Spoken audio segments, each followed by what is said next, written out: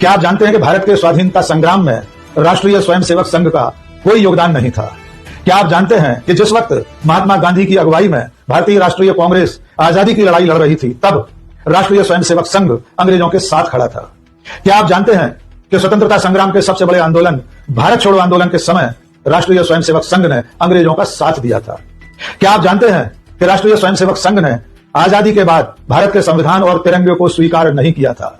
और क्या आप जानते हैं कि आजाद भारत के इतिहास में राष्ट्रीय स्वयंसेवक संघ पर 3 बार प्रतिबंध लगाया गया था? इन तमाम जानकारियों के बावजूद देश के प्रधानमंत्री नरेंद्र मोदी ने स्वतंत्रता दिवस के मौके पर लाल किले की प्राचीर से अपने पितृ संगठन, अपने मातृ संगठन राष्ट्रीय स्वयंसेवक संघ की प्रशंसा में कसीदे काढ़े हैं। उसके 100 साल के इतिहास का जिक्र करते हुए उन्होंने दावा किया है कि संघ के लोगों ने, संघ के स्वयंसेवकों ने राष्ट्र निर्माण में अपना सर्वोच्च बलिदान दिया था। इसके साथ साथ वे ये दावा भी कर रहे हैं कि आरएसएस दुनिया का सबसे बड़ा एनजीओ है।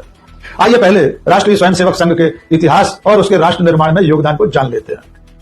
राष्ट्रीय स्वयंसेवक संघ की स्थापना 1925 में विजयादशमी के दिन डॉक्टर केशव बलिराम हेडगेवार ने की थी।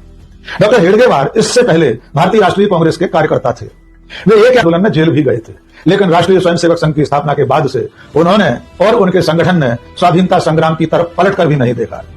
यहां तक कि 1925 में संघ की स्थापना के बाद डॉक्टर राकेश पाठक। क्या आप जानते हैं कि भारत के स्वाधीनता संग्राम में राष्ट्रीय स्वयंसेवक संघ का कोई योगदान नहीं था?